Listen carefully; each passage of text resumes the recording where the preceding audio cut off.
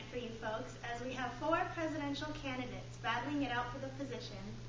Now, this is not your typical presidential spot. These 4 will be debating for the presidential seat of the Poets United organization, a highly prestigious and powerful organization in the literary world. Whoever wins this election is entitled to run the organization based on their own beliefs on poetry. I'd like to introduce myself to you today because I, Plato, am giving up my presidential seat at the Poets United organization.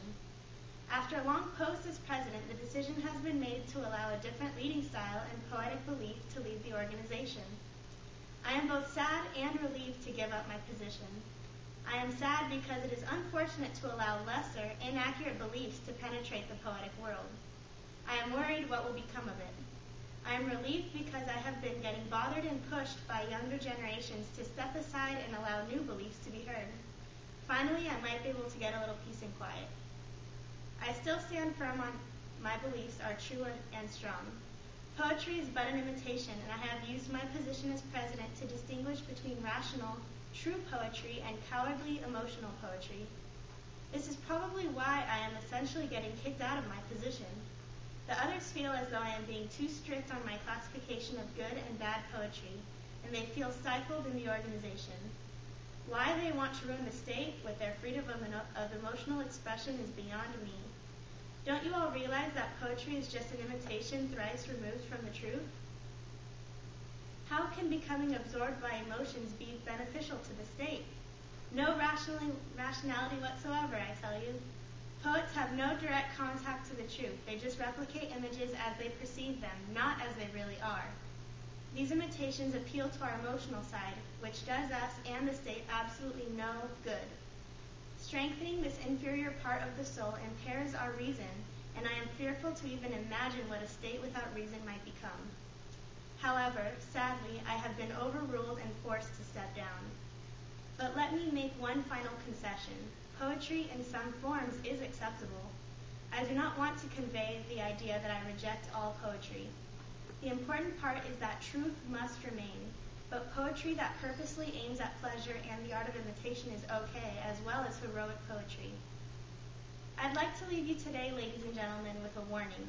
The state is in danger if poetry appealing to the emotions takes over. All reason will be thrown to the wind. Be wary of your next Poets United organization president, as the state may fall to ruin. Anyways, without further ado, I'd like to present to you our 4 presidential nominees, debating here today for the presidential spot. May the winner run the organization as well as I did. Plato here, reporting live on your news at 5. First, we have Miss Virginia Woolf. Thank you for your thrilling introduction, Plato. I truly admire your intellectual insight on the literary world. However, I must contest your declarations on the danger of allowing emotions into art. Emotions are imperative to convey sincerity and truth in writing, and I'm sure you're quite displeased by this inclination. I am also aware that you disapprove of female authors, but I, Virginia Woolf, am here today to run for the presidency for the Poets United organization because I want to promote change in the literary world. My aim is to include female writers in the organization to expand our audience and demographic. Significant female authors like Austen and Bronte, to name a few, have been excluded from this prestigious organization for far too long. We need to recognize the exceptional work that Austen and Bronte were able to compose when women rarely had time or a room of their own to concentrate on composing literature. They were meant to maintain the home, not read or produce literature. Since, as most of us can agree, except for Plato, that poetry is a revered form of writing, a person who possesses the talent for this form surely needs to express their ideas as a crucial part to the literary world.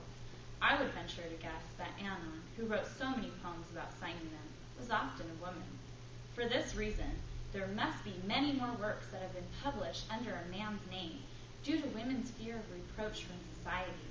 It should be said that publicity in a woman is detestable by the male-dominated society. As a result, anonymity runs in a woman's blood. The desire to be veiled still possesses them. So now, I wish to lift the veil. There is no excuse to continue the forced secrecy when writing, and after I become president, Women will have a chance to compose plays, poems, and epics. They will no longer be confined to only writing novels. Since poetry is thought of as the ultimate form of writing, when women solely produce novels, it is no wonder that they do not achieve more notoriety. If a woman wrote, she would have to write in a common sitting room. It would be easier to write prose and fiction than to write poetry or a play. So do not let us say that women are incapable of composing poetry. Instead, let us exclaim that women possess all the same creative capabilities as men, but their skill has been confined to common areas where there is considerable distraction, which is why their writing has produced novels describing everyday life. Since all the literary training that a woman had in the early 19th century was training in the observation of character and the analysis of emotion. She could only write about what she knew in the world surrounding her. She had no other experience, no great women authors or poets who had come before her as men had. She could not go to revered male authors like Lamb, Brown, Newman, Dickens, who had never understood the woman's condition of being born a woman, her success stifled by society's disapproval. I believe poetry still denies the success of women, and so is this organization. Thus, I argue that my presidency is vital to the literary world so that women can assert their intellectual creativity for everyone to see. Change is absolutely necessary to expand this organization, and I refuse to exclude any minorities from it. I want to leave you with one final thought. Lock up your libraries if you like, but there is no gate, no lock, no bolt that you can set upon the freedom of my mind. When I become president, I will break open the lock. Compelling ideas, Virginia. I too feel that women writers should be given the opportunity to flourish their talents. But we should not forget about the poets and critics right here at our doorstep. Instead of expanding to new areas or talents, we need to focus on bettering the bad critics that give Poets United organization a bad reputation. After all, is it not the critic who fuels the drive to better poetry? I've seen too many times to ignore these critics who do only partial readings, or ones who focus only on one aspect of the poem without ever understanding the poem's full intentions. They judge by imagery and metaphor alone, or by the versification of a poem. I've seen critics who judge simply by the pomp and color of diction. These praise or blames based solely on the congruency of the party's politics with that of the poets.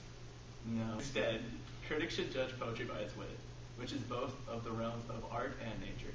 Nature, after all, is the source and end test of all true art. And is poetry not the most awe-inspiring medium of art? Doesn't it deserve a proper critic? These bad critics are the weeds that threaten to smother the harvest of our hard work. We sweat and bleed over the labors of our work. Our suffering is the lifeblood that gives immortality to poems, in the hopes that it will outlive their creators. How dare critics only give it a partial reading? We must reform the critics if we are to expand the confines of the poetic realm. If I, Alexander Pope, am elected president of the Poets United organization, my goal will be to make better critics of all its members. We must strive to be knowledgeable and aware of our own limitations. We must work towards looking at the poem in its entirety rather than picking it apart and judging it a piece at a time. If we cannot understand the intent of the poem, we must accept that the theme is beyond our capacity to grasp and own up to our inadequacies. Miss Wolf is right. We do need to make room for struggling new writers, both male and female. But we must not neglect the plain and simple truth that bad criticism is far worse than bad writing. Hello, Poets United organization. My name is T.S. Eliot. And if I become president of the Poet United organization, my first order of business would be to bring traditionalists and modernists together. I believe that both sides are equally important to our cause. Tradition is important because it is the foundation of our writings. When we read past poets, we not only gain an understanding of our history, but we can also gain a better perspective about our writings today. We are more conscious of our own place in time because of what we've learned from our past. But I do not believe in tradition if it means following blindly the same path that was set before us just because it was successful at one time.